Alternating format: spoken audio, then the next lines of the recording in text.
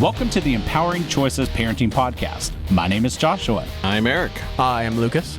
Eric and Lucas are licensed professional counselors.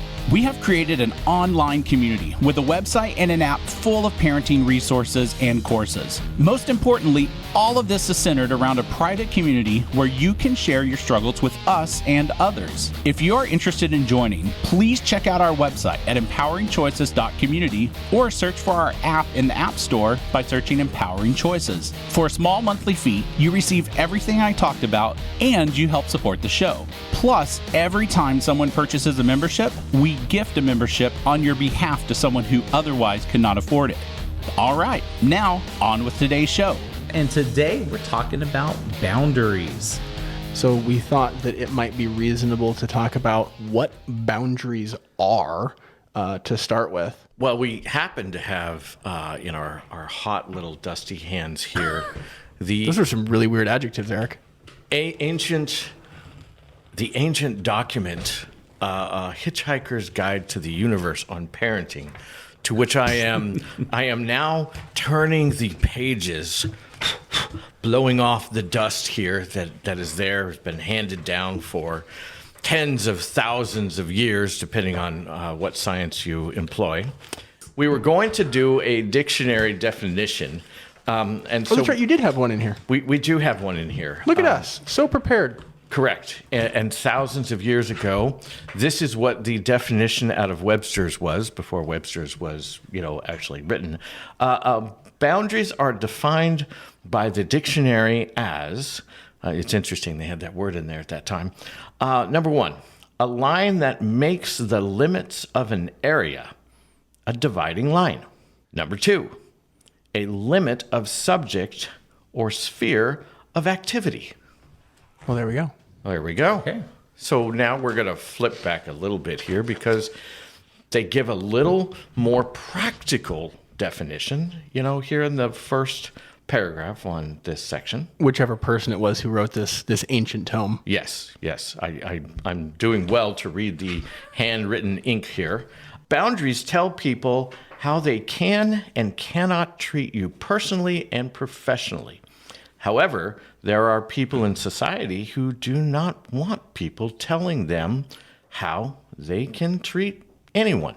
So the thing that I hear, and again, this was a discussion we've had around a lot of these topics, this doesn't sound like necessarily child-focused. This just sounds like a human topic. It really does, because boundaries are really a human topic. Mm-hmm. But it starts in childhood.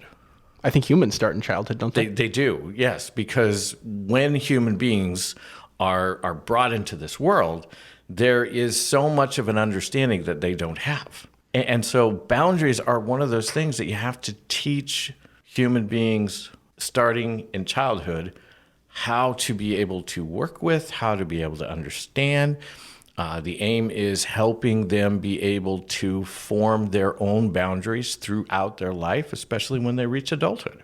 Right. Now, as with all things with children, you're trying to teach them a thing that the goal is for them to internalize that thing so that then they can do it on their own independently as adults without you.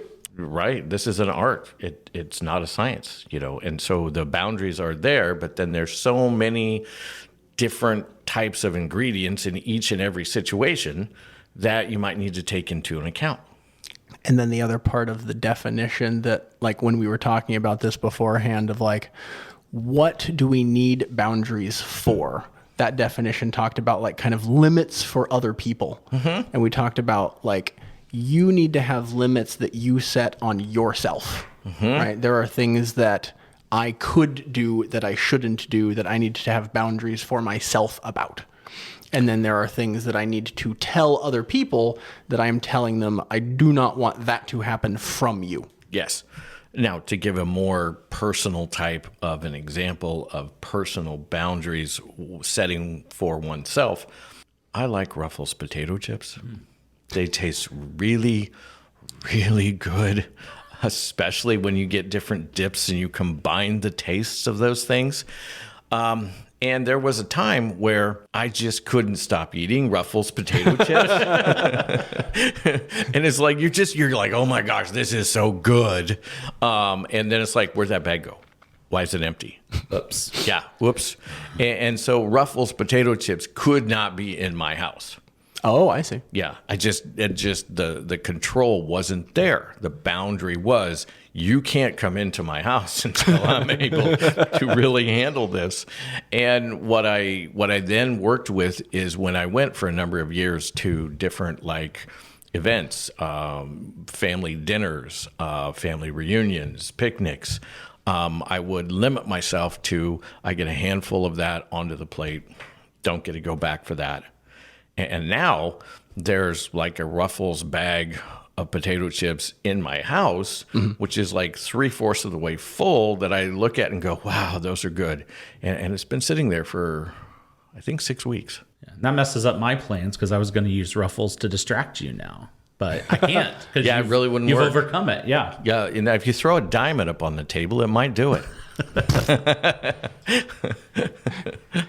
You don't have sufficient boundaries against that? I don't know. Let's find out. Yeah. I think when it comes to boundaries, what all my teachers and parents told me that I was really good at, it wasn't the boundary, it was pushing the boundaries. You were very good at that skill. Yes, that was my skill. Right. And would that be pushing other people's boundaries? Was that? Yeah, I think basically any boundary, my goal was to see, is it true, to kind of test it. Right. You know, do they really mean that? Can I go beyond that? And what will happen if I do? Right. Oh, nothing happened. Okay. It wasn't a boundary. Yeah. Right. And there are some gender specific pieces with that. Males will do this pushing, and then when they get pushed through it, will go, oh, wow, oh my gosh, that was kind of exciting and scary. Okay, what's next? And we're looking for bigger and badder at that point. But like on our outline here, you know, children and boundaries, because without them, children will ooze through the house.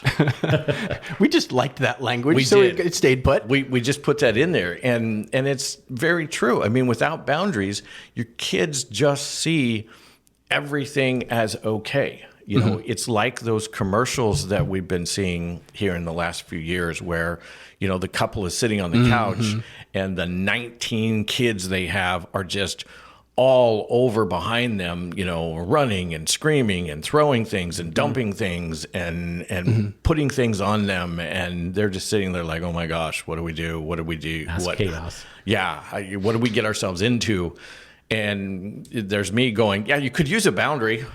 Right. In so many ways in that scenario. So many ways.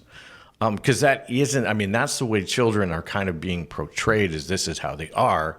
And that's not the case. Well, we're advocating for a parenting kind of style that involves a lot more intervention on the part of the parent than some styles advocate for. Yes. And because we believe, based on our observations, our own upbringing, the research that we've done, is that boundaries, as established within yourself, with your Ruffles potato chip example, and then as a parent, imparting boundaries to your child is healthier for them. Right. And I think the Ruffles potato chip is a great example, because without them, you know, you'd be overweight and have high blood pressure, and, you know. And I learned that in my own growing up.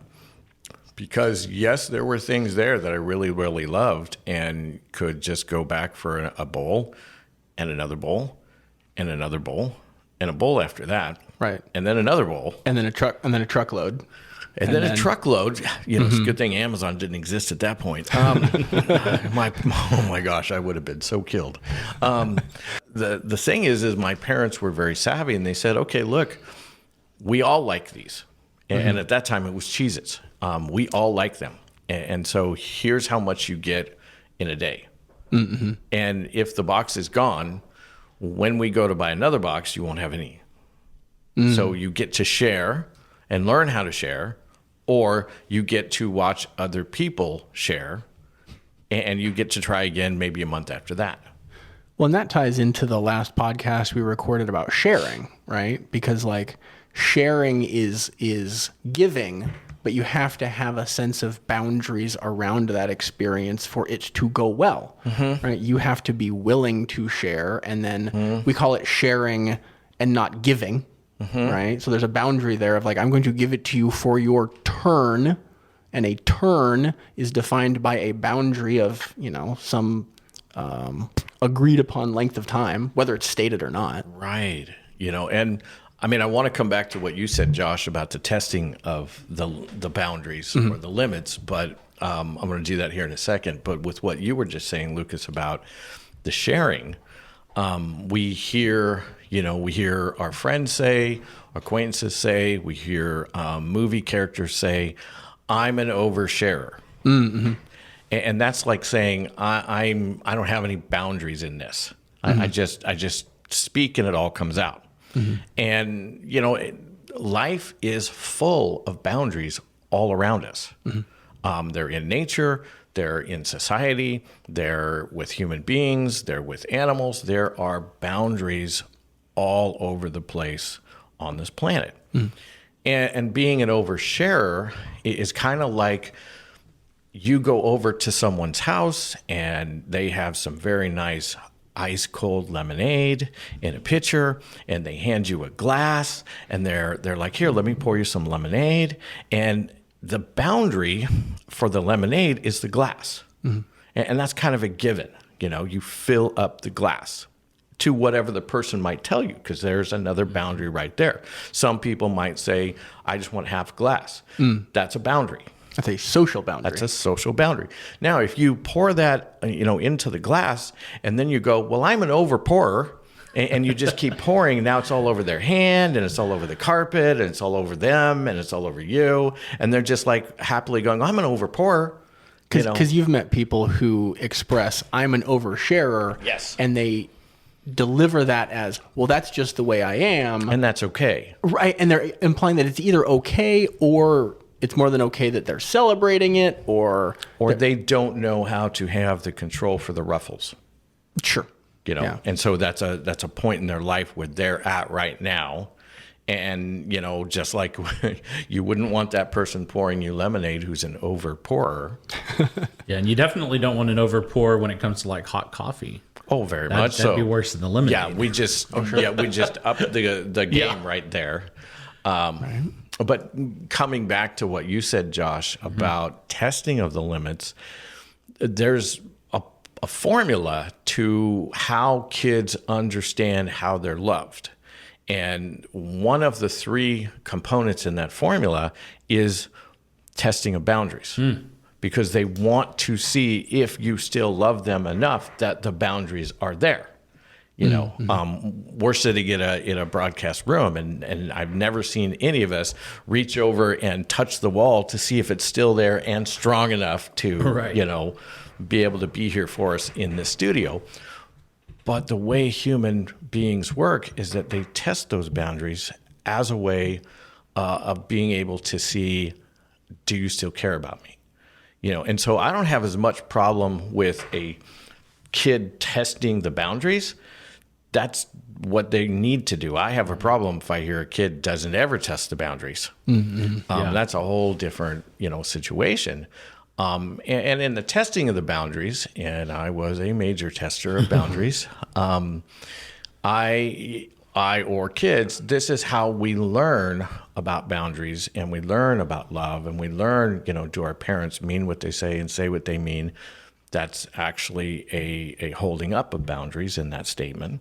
But that's a podcast we're going to talk about in the future, and how important that really is in a child's development. Well, and I'm really hearing when you talk about testing the boundaries, we have kind of our next section about this of like, we talked about what boundaries are, and kind of a further description. But then it's like, okay, well, why do we teach them?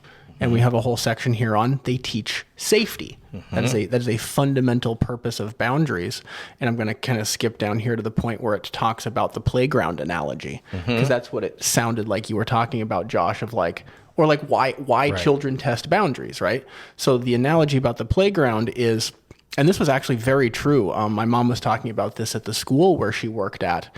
They literally had a playground, and before the playground had a fence, the children all kind of played on the play structure.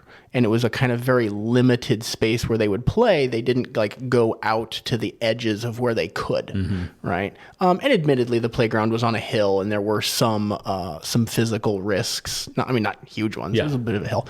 But then they put a fence around the playground. And it was, however many X number of feet away from the play structure in a border. And then once they put the fence up, the children played in a greater area than they were playing in before, all the way up to the borders of the fence, which was more space than they had been using when the fence was not there. Wow. Yeah. Yeah, and she literally saw it happen. Huh. And so boundaries provide safety. In this case, the children felt safe enough to use more space because they knew, well, I know there's a hill over there, but now I know there's a fence between me and that hill, so I can play all the way up to the prescribed safe limits of that fence. And so I guess in that case, the children weren't testing the boundaries, but they were utilizing them for the space they could access. And then I suppose, Josh, in your example, you would be the boy of like, how strong is this fence? I'm going to climb on it. I'm going to jump on it. I'm going to see what happens. Right? Yeah, I can hear the whistle blowing right now from, whoever the PE teacher is in charge of recess. Get out. Yeah. Well, and what's kind of funny is I would have been the boy going, how strong is that fence? Josh, go test the strength. Let's see this. Yeah. Oh, yeah, he did it on his own. I don't know what he's doing. I tried to tell him, don't go to the fence. The fence is a good thing. Yeah. Would that have been you just asking if they were getting their money's worth out of the fence, Eric? Is that... There's some possibility there that it could have been like that. We just wanted to test the fence and make sure. And we were advanced. We would have even come up with accidentally throwing the football over the fence so that you even get permission to go over the fence. Get out of the boundary. Yeah, exactly. Yeah. Right. Good. And so kind of the surrounding point to the fence is that, like, how many different ways are there structural boundaries that create safety in a child's life? Well, there are physical ones, right? We physically create boundaries for children that are protective. I think of baby gates. Yeah. Right? Yep. How many of you listening to this have ever used baby gates for anything? And that's a physical boundary for a safety purpose. Works for children and dogs. It depends on the height of the dog. It does. True. Yeah, it won't work with Indy. Right. Yeah, it depends on the height of the dog. Well, we have one. It kept the corgi quarantined, but not Indy or the cat. Right. But outlets. Yeah. Outlet pieces or those locks that covers, you put on cupboards or drawers. Oh, sure. Yeah, I have child locks on the cabinets in my house where I have, like, the soap and the chemicals and stuff. Yeah, absolutely. So physical boundaries, we put these in place in a child's life because they are good. And physical boundaries are ones that there's less learning, I think. I would probably argue that takes place from a physical boundary. And then you want to expand that as the child develops into, we want you to learn the why. But at first you're just like, no, there's a wall here, and you don't have the physical capabilities of breaching it. And what else don't you have the capabilities of being able to work with? And that's the cognitive abilities to understand the why. Right. And the most famous one in my mind is the glowing burner on the stove. Right. You don't put a baby gate around that. You don't put a baby gate. And kids, and usually it's, up in the toddler, is drawn to the colors of the stove, glowing. And they don't understand. I didn't understand. I just thought I could still remember that they just wanted to keep me from something cool. Really, they were trying to keep me from something hot. Must touch the cool thing. Yes, and some of that philosophy out there in parenting right now says that children are basically mini adults. And we have no science, we have no medical, we have no sociology, we have no psychology that backs that up in any way, shape, or form. In fact, we have all kinds of research that says the opposite. They're not mini adults. You're not going to give them keys to a car. You're not going to write contracts with them. You're not going to, give them a college degree. They are not going to reason like baby boss and just work with the world. And so we put up physical boundaries because they don't have the ability at certain ages to be able to really understand what it is they're trying to get themselves into. This was literally on my wife's computer screen this morning. It was a quote from Corey Ten Boom, who was a Holocaust survivor. But the quote was, "There are some things that are too heavy for children." And she had a much longer description of how that played out in her life and how her father kind of taught her that. But it's just like, children aren't mini adults. There are things, well, I mean, they're mini humans maybe. But I mean, they're humans. If by mini we mean lacking in capabilities and not all the way up to their full potential in every developmental facet possible, right, then sure, you can use that definition. Yeah, my mom put in some boundaries for me riding my bicycle with the training wheels. And it was basically based on the neighbors that we knew, so I could only go one neighbor that way and two neighbors the other way. That way. And I always thought, okay, that's kind of dumb. But one day, being a kid, not knowing what to do, I put on roller skates and thought I would do that while riding my bicycle because that'll be fun, right? Because I couldn't roller skate very well. So I thought I'll put on the roller skates, I'll bike, and then I'll let the bicycle go out from under me, and then I'll be roller skating. And so I need the video of this. Yes. So I had to get all the way to the one neighbor, and then I thought I'll do it right, before my boundary ends. So I tried it right there, and boom, the roller skates got all tangled up in the bicycle, and there I was, stuck to my bicycle, stranded in a driveway. Well, it was a good thing that I listened to my mom because we knew that neighbor, and Mr. Cooper eventually stuck his head out and saw that it was the neighbor boy and had to go get his toolbox and went and got my mom and take my bicycle apart. You had to take the bicycle You had to take apart exactly to get you out. Wow, I really want to see the video now. So from that day, then I kind of understood because I was like, yeah, this would have been bad if this had happened, down where nobody knows me or out in some whatever, but it happened in front of Mr. Cooper's house, who had all the tools. So, right. And then we come back around to boundaries are for safety purposes. That was a structural boundary that created safety. And that brings up a good story in my mind too from childhood. And when we moved to a different house, and I had my first bike, my boundary was I could ride on the sidewalk all the way around the block. But I could not go across the street with my bike. Right. Any interconnected sidewalk. Yeah. Correct. Are you hearing any loopholes in there? Any interconnected I was about 6. sidewalk. I'm sure I know there is one. I can't think of it yet. I'm riding. It's summer. It's nice. It's sunny. I'm riding my bike around and around, and this is so cool. I have so much freedom. I'm really enjoying this. I love my bike. And as I go around this particular corner, I keep hearing sounds like, other kids, but, like shouting and stuff. And, I'm not really paying attention. I go around a couple more times and I'm like, what is that sound? And how do we make it stop? And how do I make it stop? I'm outside. I want to make sound stop. And I noticed that across the street, there are 3 little kids, relatively my age, maybe younger, some of them, because there was a height differential that was going. And the kid in the middle was yelling, my direction. So I waved and I said hi, and they laughed. And then they started yelling more. And as I'm listening better, I'm hearing, not nice things being yelled at me, that seemed to always end in 4 eyes. And good. And I'm like, and they're like, come on over here, and they were, taunting me. And I'm like, I can't ride my bike off the block. My dad said I can't ride my bike off the block. And so then they really started laughing and taunting me, which really pissed me off. And so I'm like, okay. And I set my bike down on the sidewalk. Yeah, there we go. And I started walking across the street. Because they never said anything about walking. Yep. Well, and see, that's the thing is that we got about halfway and the middle kid said, hey, I thought you said you couldn't take your bike across the street, or you couldn't go across the street. You couldn't go across the street. And I said, no. I said, my dad said I couldn't take my bike across the street.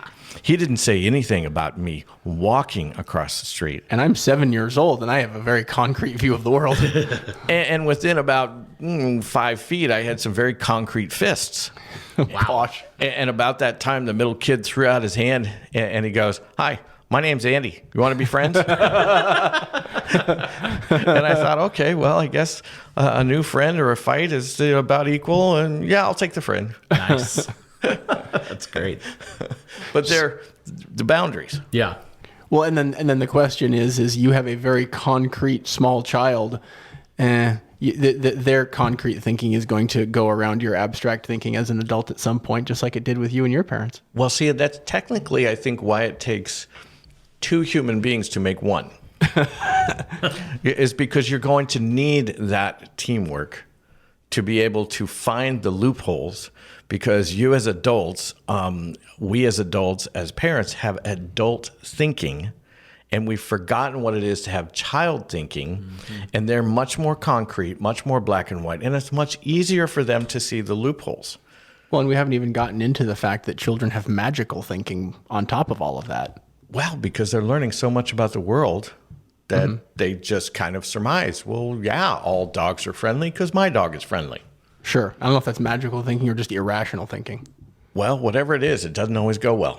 Right. Again, we come back to boundaries for safety purposes. And emotional safety is one of those pieces that we have up there on our outline. Emotional boundaries are one of those pieces that is very, very important for human beings to learn. A lot of the things that we see in the counseling room comes back to a lot of emotional boundaries that weren't established, and all the way back into childhood, whether it comes from, bad situations in those homes, cultural types of differences that have come down from, cultures for generations. For instance, children are to be seen and not heard. That would certainly be a boundary. That's a boundary. And it's one that adults will struggle with in adulthood, as they're trying to find a new place in the family. Well, and it really feels to me like we're talking about, again, connecting back to the topic we were talking about in our last series of recordings from Dr. Siegel? Dr. Siegel's book. Emotional safety and taking responsibility for your own emotions. Like, that's what he was advocating for, is teaching your children how to understand their own emotions, right. Which, in order to have successful boundaries, you need to be able to understand that you have power and responsibility. I think I like power better. Like, a boundary is a place to say, like, this is where my spot is and this is where your spot is. And, don't cross that line, but I'm responsible for what's inside of my boundary. I'm responsible for my emotions. I don't know if that's exactly a boundary per se, but it's an understanding of the way the world works that you need to have. And it leads into physical boundaries. Sure. And one of the things that kids are learning from their parents is, what are the boundaries that I get to set on my body? Right.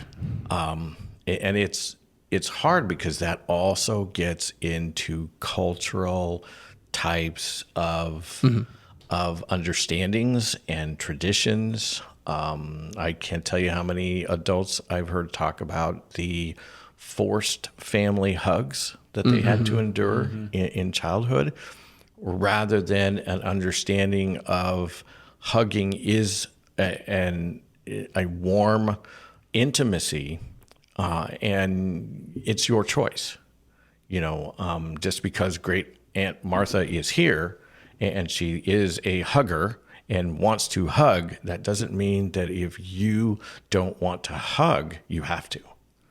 And we've discussed how that gets complicated, right? Very complicated. Do children have complete autonomy over what they're allowed to do and what they're allowed to say? No. Right. Right. It's a part of being parented. Because, like, one of the things I can think of is, like, you will sit at the dinner table because that's where we sit as a family. Well, I don't have free autonomy over my own body, right? You're telling me where my body has to be. But that's all to say that, like, that's complicated. Well, but that's an advancement of the boundaries of locking up the cabinets. There's reasons why you're saying you need to sit at the table. when I was growing up, because I had the great thought of, okay, I'm here, I'm eating, that's taking away from playtime. But if I eat quickly, I can be done in like 7.3 minutes and back to playtime. Then I can play, because that's what dinner is me consuming food. Right. And so there's all of the things that adults know about digestion and choking and bad manners and sloppy eating and how that works, throughout life as you establish that habit. And so when my parents addressed it and said, dinner is a half an hour to 40 minutes, no matter when you finish. Even if you inhale that food in 5. You're going to be sitting there. And they explain some of those things, like you will sit there so that your body can digest. And by the way, if you're going to eat like that, we're not taking you out to go to a restaurant. Because in order to consume food in 5 minutes, you're not meeting some of the other social expectations. Exactly. So you've got boundaries layered within boundaries that are helping human beings to be nurtured and develop and grow in healthy ways and understanding, which does affect their thinking and does affect that, cognitive development and growth. But that is that autonomy that you were talking about, and that's why, where we advocate in parenting is that parenting is directive, interactive, relational.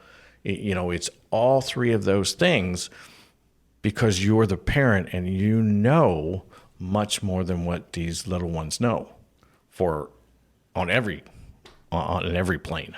Well, and that's one of our fundamental principles of how we're describing all of this is, as the parent, you have a superior position compared to your child, and you're trying to impart good things to someone that is still developing and doesn't know things and needs to learn from you. Doesn't have any idea what this world really is that they came into, which is, I remember as a child, my parents could tell there were certain family members I wasn't crazy about hugging, and they stepped in and said, that's now your choice. And when the family member had a problem with it, they then stepped into them and said, no, that's their choice.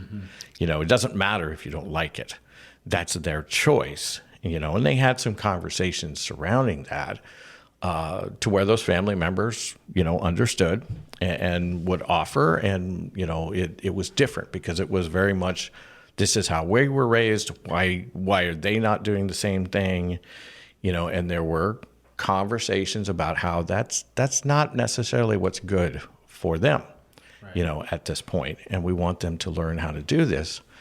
That brings up the fact that this stuff's complicated. Very. Right? Because I think we do force our children to do things they don't want to do, and they would be they'd say, I am autonomous. I am setting a boundary against this thing that you're telling me to do. And there's sometimes we force children to do things, and then there's times when we need to.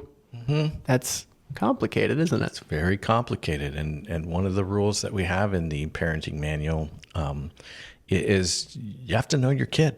Right. You have to know them relationally, and you have to know what really is working with them and what works well for them in these different situations.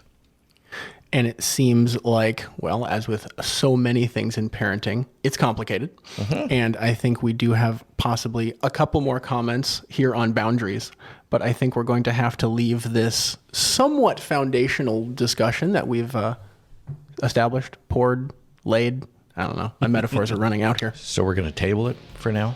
Oh, man. They don't see that we're sitting at a table, though. Oh, okay. All right, see, remember? But we'll have to get back to this topic about some more boundaries and more parenting later. You've been listening to the Empowering Choices Parenting Podcast. If you have enjoyed this show, we would encourage you to visit our website at empoweringchoices.community. For a small monthly fee, we offer a website full of parenting courses and resources. You also have the ability to connect with parents going through the same struggles you are in a safe and private environment. Every time you purchase a membership to our site, we give away a membership to a parent in financial need. Help yourself become a better parent while helping others gain access to important parenting materials by supporting our podcast. Check us out at empoweringchoices.community or in the App Store by searching Empowering Choices. We'll see you on our next episode.